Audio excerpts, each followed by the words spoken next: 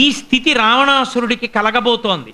పరమశివుడి యొక్క రుద్రదృష్టి ఎలా ఉంటుందో, రౌద్రదృష్టి ఎలా ఉంటుందో అటువంటి దృష్టితో చూస్తున్నారు లంకాపట్టణం వంక. కాబట్టి నందీశ్వరుడిలా ఎద్దులా చూస్తున్నారంటే శివుడు రుద్రుడిగా చూస్తే లంకకి ఏ ఫలితం వస్తుందో హనుమ అలా చూసినా లంకకి అదే ఫలితం వస్తుంది. అంటే మొట్టమొదటిసారి జీవితంలో రావణాసురుడు భయపడడం మొదలవుతుంది, లంకలో ఉన్న వాళ్ళందరూ భయపడడం మొదలవుతుంది. ఆయన ఎవరి వంక శివుడై చూస్తున్నాడో వాళ్ళకి శాంతి కలుగుతుంది. ఆయన సీతమ్మని చూడాలనుకుంటున్నారు, సీతమ్మకి మంగళం కలగాలనుకుంటున్నారు. కాబట్టి శివుడుగా ఆయన చూపు సీతమ్మ మీద ఉంది కనుక సీతమ్మ ఊరట పొందుతుంది. సీతమ్మ ఊరట పొందబోతోందని చెప్పడం కూడా ఎద్దుగా చూస్తున్నారని, రావణాసురుడు భయపడబోతున్నాడని చెప్పడం కూడా, లంక భయపడబోతోందని చెప్పడం కూడా ఆయన ఎద్దుగా చూస్తున్నారని చెప్పడం. కాబట్టి ఇన్ని చెప్పడానికి ఆయన ఒక ఎద్దు ఎలా నిలబడుతుందో అలా నిలబడి చూస్తున్నారు, పర్వత శిఖరముల మీద నిలబడి. అన్నిటికన్నా మొట్టమొదట కావలసిన లక్షణం ఏమిటంటే ఆత్మదర్శనం చెయ్యాలి లేదా ఆత్మను తెలుసుకోవాలి అనుకునేటటువంటి వ్యక్తి మొట్టమొదట పొందవలసినటువంటి లక్షణం భోగమును విడిచిపెట్టగలగాలి. భోగము దీనికి చెందినది.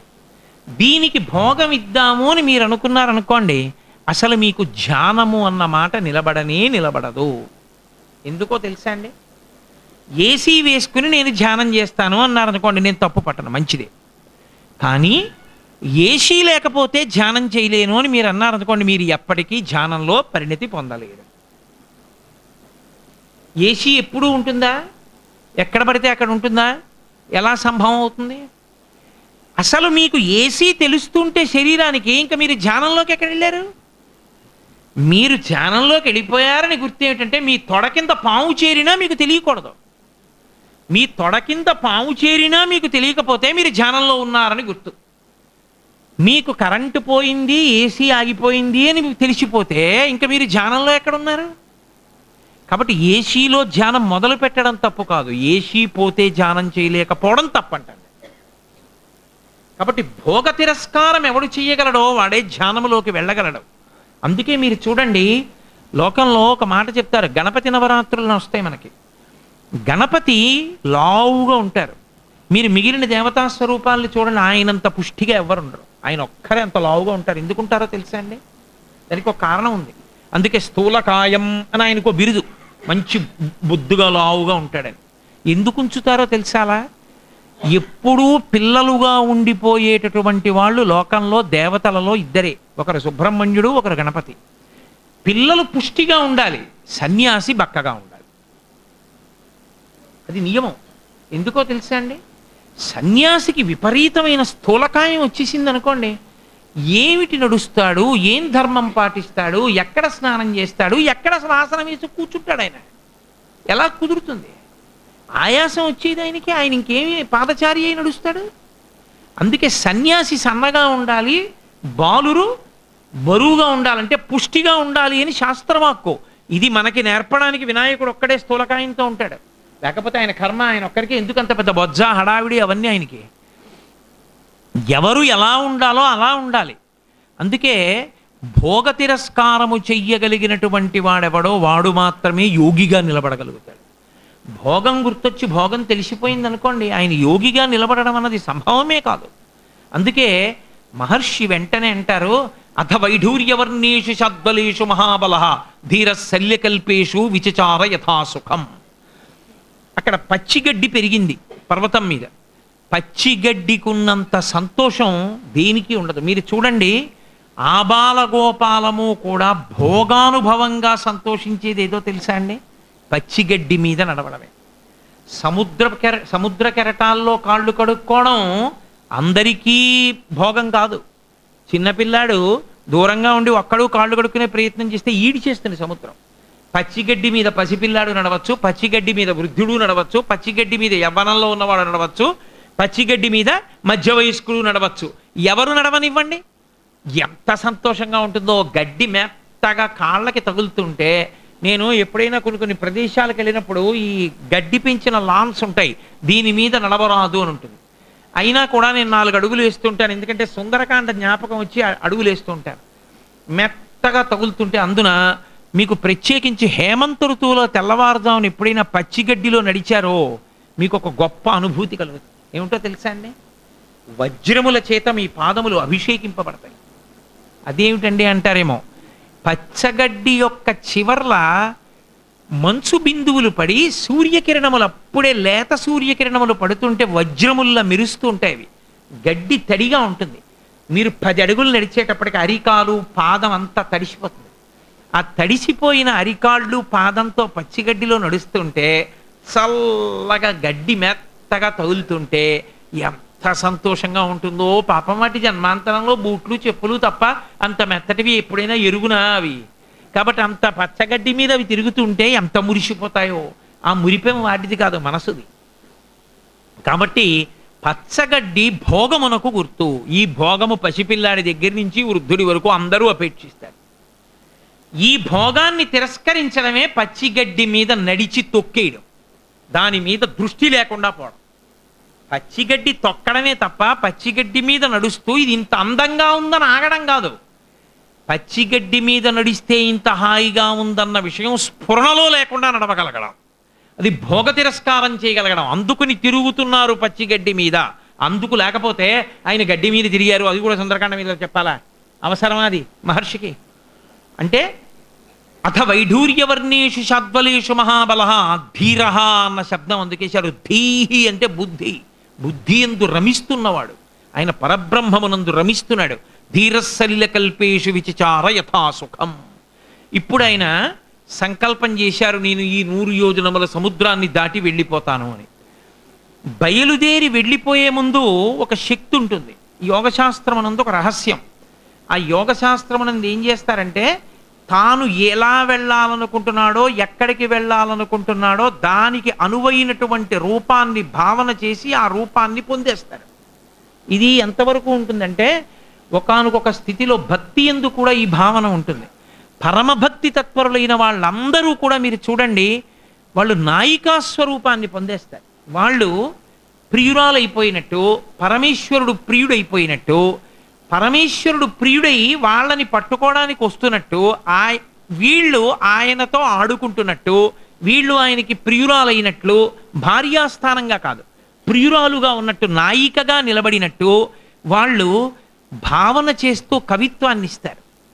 అది సమున్నత స్థాయి పొందితే తప్ప ఇవ్వలేరు అటువంటి కవిత్వాన్ని. భగవాన్ రమణులంతటి వారు అరుణాచల మణమాల అని ఒక పుస్తకాన్ని రాశారు. అందులో తనని నాయికగా భావించి అరుణాచలేశ్వరుణ్ణి నాయకుడిగా భావన చేశారు. అలాగే రాసలీలలో గోపికలందరూ కృష్ణ భగవానుణ్ణి నాయకుడిగా భావించి తమని నాయికా భావనతో ఆయనతో కలిసి రాసలీల చేస్తారు. అది భక్తి యందు చాలా ఉత్కృష్టమైన స్థితి. అలాగే యోగమునందు తాను ఎలా వెళ్ళాలనుకుంటున్నారో దానికి అనువైనటువంటి రూపాన్ని మనసులో భావన చేస్తారు. నేను అది అయ్యాను అనుకుంటారు. అయినప్పుడు అటువంటి స్థితిని పొందుతారు. ఆయన హనుమ ఇప్పుడు సముద్రాన్ని దాటాలి. అందుకని ఆయన సుపర్ణమివచాత్మానం మేనేశ కపికుంజరహ, ఆయన తనని తాను గరుత్మంతుడిగా భావించుకున్నారు. గరుత్మంతుడు ఎలా ఎగురుతాడో నేను అలా ఎగిరి వెళ్ళిపోతాను. ఇప్పుడు సిద్ధపడ్డారు. పైకి లేవాలి. ఎగరడం అంటే ఆ పర్వత శిఖరముల మించి ఒక్కసారి ఎగిరి ముందుకు వెళ్ళడం అంటే ఎలా ఎగిరా మహర్షి మనకి వర్ణించి చూపించారు.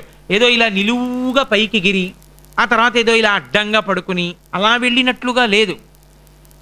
మీకు యథాప్రకారంగా అసలు అర్థం అవ్వాలి అంటే ఒక విమానాశ్రయంలో విమానం ఆకాశంలోకి ఎలా పైకి లేస్తుందో అలా లేచారు హనుమ కూడా. విమానం చూడండి, పరిగెత్తి పరిగెత్తి పరిగెత్తి పరిగెత్తి భూమి నుంచి పైకి లేస్తుంది. లేచి ఇలా ఉండి ఇలా పైకి లేస్తుంది. లేచి ఒక స్థాయికి వెళ్ళిపోయిన తర్వాత ఇలా సెటిల్ అయిపోతుంది. ఇలా నిలబడి ఆకాశ మార్గంలో వెళ్ళిపోతుంది. హనుమ కూడా పర్వతం మించి అలాగే లేచారు పైకి. అలా లేచేటప్పుడు అంత బలంతో ఎగరాలి పైకి.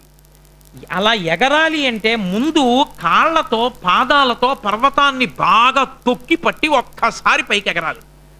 అందుకే మహర్షి ఆయన ఎగురుతున్నటువంటి విషయాన్ని మనకి మనసులో కనపడేటట్టుగా ఇచ్చారు. ఎందుకో తెలుసా అంటే దాన్ని భర్గదర్శనం అంటారు. ఆ దర్శనం కానీ మనసు మీద కలిగితే అటువంటి వారికి కోట్ల జన్మల అజ్ఞానము విచ్చిపోతుంది. ఆయన ఆ పర్వతం నుంచి లేచేటప్పుడు గిరినా సచిచాలాచలస్థాపి ముహూర్తం కపిపీడిత. ఆయన ఆ పర్వతాల్ని గట్టిగా కాళ్ళతో ఒక్కసారి అదిమి పట్టారు, అంటే గట్టిగా తొక్కారు. ఆ తొక్కేటప్పటికి ఆ పర్వతం అప్పటి వరకు అలా ఉన్నది కిందకి భూమిలోకి నొక్కుకుపోయింది. అంటే అంత బలంతో నొక్కడంలో అది ఇలా భూమిలోకి దిగి నొక్కుకోవడంలో కదిలింది. ఇలాగా ఆ కదులుతూ నొక్కుకుపోవడంలో అసలు అటువంటిది ఒకటి జరుగుతుందని ఎవరు ఊహించరు కదా. చెట్ల మీద ఉన్నటువంటి పువ్వులు చాలా సున్నితంగా పట్టుకుంటాయి చెట్టుని. కాయ ఊడిపోవడానికి పువ్వు ఊడిపోవడానికి తేడా ఉంటుంది. ఎప్పుడైతే చెట్లన్నీ అలా కదిలాయో పువ్వులన్నీ రాలిపోయాయి. అప్పటి వరకు కొండ, హనుమ నొక్కగానే పూలకొండ. ఎంత మార్పు వచ్చిందో చూడండి. అది మహర్షి వర్ణన. అప్పటి వరకు కొండ కనబడుతోంది పచ్చిగడ్డితో, హనుమ నొక్కగానే ఒక్కసారి అది పూలతో కూడినటువంటి కొండ అయిపోయింది, రంగురంగుల పువ్వులతోటి. కాబట్టి సచచాలాచలశ్చాపి ముహూర్తం కపిపీడిత ముహూర్తమపి చాత్మానం. ఆయన ఇలా నొక్కగానే ఆ పువ్వులన్నీ పడిపోయాయి. గిరినాపిడ్యమానేనాపిడ్యమానాని పర్వత గుహావిష్టాని భూతాని వినే దుర్వికృతైశ్వరై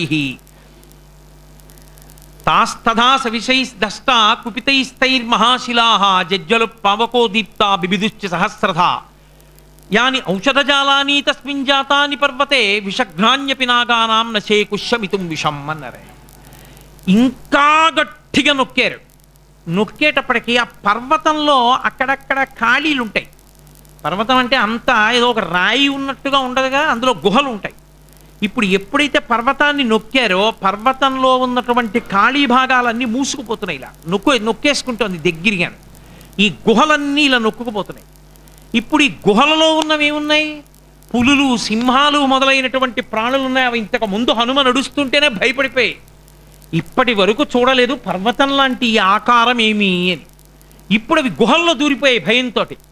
ఇప్పుడు ఆ గుహ నొక్కుంటుంటే అవి పైకి చూసాయి, గుహ నొక్కుంటోంది, పై భాగం కిందకు వచ్చేస్తోందని పైకి పరిగెత్తాయి. అవి పైకి పరిగెత్తే లోపల గుహ నొక్కేసింది. నొక్కేయడంలో వాటి వీపు భాగం వెనక 2 కాళ్ళు గుహలో ఉండిపోయాయి, ముఖం భాగం 2 కాళ్ళు ముదుకుండిపోయి. అవి నొక్కేయడంలో అవి పెద్ద పెద్ద అరుపులు అరుస్తున్నాయి. పైకి రాలేక లోపలికి వెళ్ళలేక ఒక్కసారి ఇన్ని క్రూర మృగములు అరిచేటప్పటికీ కింద నుండి చూస్తున్నటువంటి వానరులకు ఆ కొండ ఎలా మారిపోతుందో ఎన్ని వినపడుతున్నాయో చూడండి. మొదట పూలకొండగా మారిపోయింది. ఒక్కసారి కొండంతా కదిలి కనపడింది. కొండలలోంచి ఒక్కసారి క్రూర మృగాలన్నీ పెద్ద అరుపులు అరిచాయి.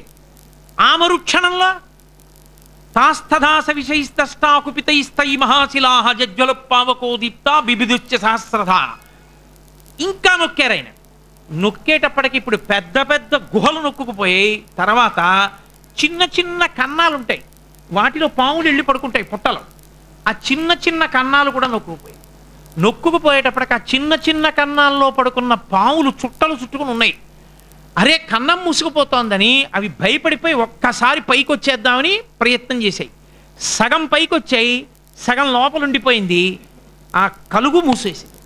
మూసేయడంలో దాని వీపు నొక్కుకుపోయింది. ఆ బాధ ఓర్చలేక అవి ఆ తలలెత్తి ఆ పడగలలోంచి ఆ విషాన్ని పక్కనున్న గండశిలల్ని కరిచాయి. గండశిలని కరవడం ఎందుకు అంటే అత్త మీద కోపం దుట్ట మీద చూపించినట్టు ఆ బాధ ఓర్చుకోలేక ఏం చెయ్యాలో అర్థం కాక అదే క్రూరత్వం అంటే. అది పక్కనున్న శిలని కరిచింది. శిల కాలుతుందా ఎక్కడైనా? వాటి విషం ఎంత తీవ్రమైందంటే, ఎంత వేడెక్కించగలిగిందంటే శిలలు అంటుకున్నాయి. శిలలు అంటుకుని కాలి శిలలు పేలిపోతున్నాయి. వేడెక్కి కాలిన శిల బద్దలవుతుంది ముక్క ముక్కలుగా. ఇప్పుడు ఈ కింద నుంచి చూస్తున్న వాళ్ళకి ఏదో విస్ఫోటనం చెందితే ముక్కలై శిలలు బద్దలైనట్టు బద్దలై ఎగిరిపోతున్న రాళ్లతో కొండ కనపడుతుంది. హనుమ నొక్కుతున్నారు, కొండ ఇన్ని మార్పులు వచ్చేస్తోంది. ఇన్ని చూపిస్తున్నారు మహర్షిని. కొండని అడ్డు పెట్టి ఆయన తొక్కడం అంటే అంత బలంగా ఉంటే